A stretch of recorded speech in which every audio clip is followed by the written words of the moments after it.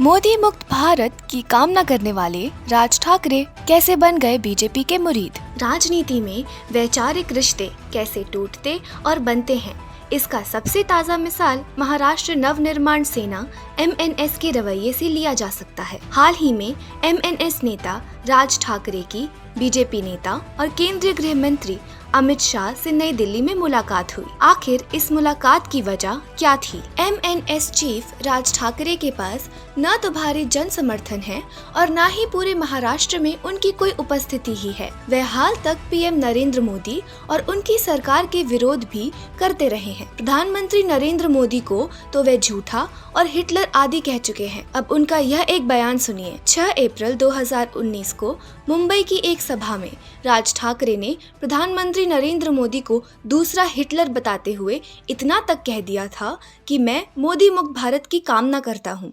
हे जे आज बोलतायत ना नरेंद्र मोदी,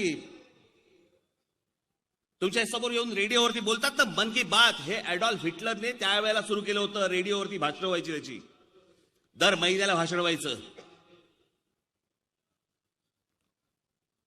त्यांनी तेच केलं होतं त्यावेळेच्या। त्यावेळेला काही टेलिव्हिजन चॅनल्स नव्हती, पण वर्तमानपत्र, सगळ्या वर्तमानपत्रांची मुस्कटदाबी बंद करून टाकली। जेवढे पत्रकार होते बंद करून टाकले। हे जे आता चालू आहे ना, हे जे तुम्ही आता जे चित्रपट पाहिलेत ना, हे सगळे चित्रपट government sponsored, Narendra Modi sponsored picture बघितलेत तुम्ही। हा उरी, पॅडमॅन, त्याच्यानंतर जे बघितलेत ना तुमच्याकडे येऊन गेले, हे सगळे ह्यांच्या प्रचाराची तंत्र आहेत। हेच एक्झॅक्टली हीच गोष्ट ॲडॉल्फ हिटलर ही त्यावेळेला करायचा। त्याच्या प्रचारासाठी म्हणून तो फीचर फिल्म्स काढायचा, जर्मन फिल्म्स काढायचा आणि लोकांपर्यंत पाठवायचा। लोक फिल्म बघायचे आणि त्या फिल्म मध्ये तो मेसेज असायचा। हीच गोष्ट आता सध्या चालू आहे की मोदी मुक्त भारत हा झाला पाहिजे आणि त्याच्यासाठी सर्वांनी एकत्र येण्याची गरज आहे, आवश्यकता आहे। याच्या पुढे मी जे काही सभा घेईन त्या सभा ह्या नरेंद्र मोदी आणि अमित शाह यांच्या विरोधातल्या सभा असतील आणि तुम्ही ही गोष्ट विसरता कामा नये, तुम्हीही लक्षात ठेवावं। ते काय आता चालू आहे चौकीदार। उन्होंने राहुल गांधी को प्रधानमंत्री बनाए जाने की वकालत भी की थी। आज कशाला पर्याय मागतोय? बरं, नरेंद्र मोदींनी ज्या प्रकारे देश खड्ड्यात नेऊन ठेवलाय त्याच्या अजून खाली खोल कोण नेणार आहे?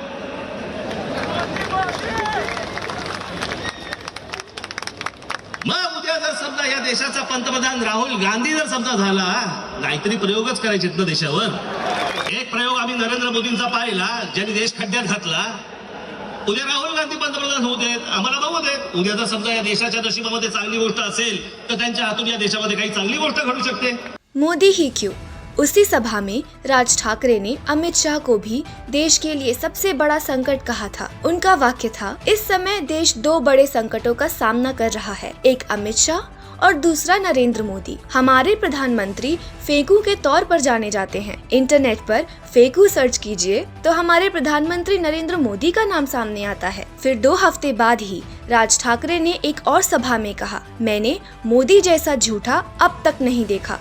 वे शहीदों के नाम पर वोट तो मांग रहे हैं, लेकिन 2014 में किए गए वादों की कोई बात नहीं कर रहे हैं। आज पंतप्रधान नरेंद्र मोदी देशभर भाषण करताना जी स्वप्न दाखवली होती त्यांनी 5 वर्षापूर्वी, त्याबद्दल एक अवाक्षर काढायला माणूस तयार नाहीये। एक अवाक्षर बोलतायत काय तर पुलवामा मध्ये झालेल्या आमच्या शहीद जवानांच्या नावाने मतं मागतायत, एअर स्ट्राईक केलेल्या आमच्या विमानांच्या पायलटच्या नावाने मतं मागतायत। या यादीचं काय करायचं? राज ठाकरे वैसे भी उत्तर भारतीयों के लिए अक्सर जहर उगलते रहे हैं। महाराष्ट्र में काम कर रहे उत्तर भारतीय लोग अक्सर उनके निशाने पर रहे हैं। 2019 में पुलवामा की आतंकी घटना के बाद जब मोदी सरकार ने पाकिस्तान के अंदर घुसकर बालाकोट में एयर स्ट्राइक किया था, तब भी राज ठाकरे ने PM मोदी और अमित शाह पर व्यक्तिगत टिप्पणियां की थी। फिर उनका अचानक हृदय परिवर्तन कैसे? अब वही राज ठाकरे प्रधानमंत्री नरेंद्र मोदी के साथ आने के लिए गुहार लगा रहे हैं।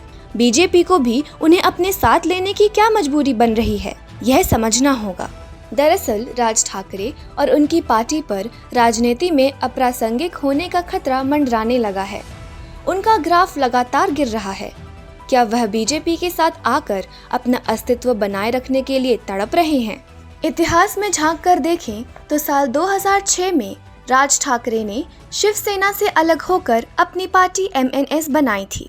2009 के विधानसभा चुनाव में MNS पहली बार मैदान में उतरी और कुल 143 उम्मीदवार खड़े किए और 288 सदस्य महाराष्ट्र विधानसभा में MNS के 13 विधायक जिताकर ले भी आए। तब उनको कुल 5.71% वोट मिले थे। जल्दी ही 2014 के विधानसभा चुनावों में भी MNS को अपनी औकात पता चल गई। 239 सीटों पर लड़ने के बावजूद केवल एक सीट पर जीत हासिल हुई और महज 3.1% वोट ही प्राप्त कर सके। 2014 के लोकसभा चुनाव में MNS की हालत और खराब रही। केवल 1.5% वोट मिले। जाहिर है सबकी जमानत जब्त हो गए होंगे। इस चुनाव में उन्होंने 10 सीटों पर उम्मीदवार उतारे थे। राज ठाकरे को अपनी राजनीतिक हैसियत का अब अंदाजा हो चला था, इसीलिए 2019 के लोकसभा चुनाव में कोई उम्मीदवार खड़ा नहीं किया। इधर 2024 के लोकसभा चुनाव में बीजेपी ने NDA गठबंधन के लिए 400 पार का लक्ष्य रखा है। महाराष्ट्र में लोकसभा की कुल 48 सीटें हैं। बीजेपी की योजना है कि इस बार हर हाल में 48 सीटों में से NDA गठबंधन 45 सीट जीत ले। यह करिश्मा तभी हो सकता है जब बीजेपी हर सीट पर अपने पक्ष में सारे समीकरण ठीक कर ले। बीजेपी नेतृत्व की यह सोच है कि भले ही राज ठाकरे के पास साथ आने से कोई बड़ा वोट बैंक साथ ना आए, लेकिन अगर कुछ सीटों पर राज ठाकरे कुछ प्रभाव डाल सकते हैं तो उन्हें साथ लिया जाए। अभी तक के चुनावी आंकड़ों को देखें तो राज ठाकरे का कुछ हद तक मुंबई दक्षिण और नासिक में प्रभाव जरूर है। इन सीटों पर भी अगर बीजेपी को कुछ फायदा मिल सकता है तो राज ठाकरे को साथ लाने में कोई बुराई नहीं है। बहुत संभावना है कि गठबंधन में राज ठाकरे शामिल होते हैं तो उन्हें दक्षिण मुंबई में NDA का उम्मीदवार बनाया जा सकता है। बीजेपी की योजना राज ठाकरे को जनता के बीच ले जाकर बाल ठाकरे का असली वारिस बताना और ठाकरे के नाम पर वोट हासिल करना है। राज ठाकरे के लिए भी ये घाटे का सौदा नहीं होगा। बीजेपी के साथ गठबंधन में आने से वह अगर एक भी सीट जीत जाते हैं तो यह उनके गिरते ग्राफ और अप्रासंगिक होती पार्टी के लिए पुनर्जीवन देने वाला अमृत साबित होगा। बीजेपी अगर अपने प्लान में सफल होती है तो यह उद्धव ठाकरे की शिवसेना, शरद पवार की NCP और कांग्रेस को भारी झटका देने वाला प्रसंग बन सकता है। वैसे भी शरद पवार की NCP और उद्धव ठाकरे की शिवसेना का पहले ही विभाजन हो चुका है। शरद पवार से अलग होकर एक मजबूत धड़ा अजीत पवार के साथ NDA में है, तो दूसरी ओर उद्धव ठाकरे से अलग होकर एक हिस्सा एकनाथ शिंदे के नेतृत्व में महाराष्ट्र की NDA सरकार में है।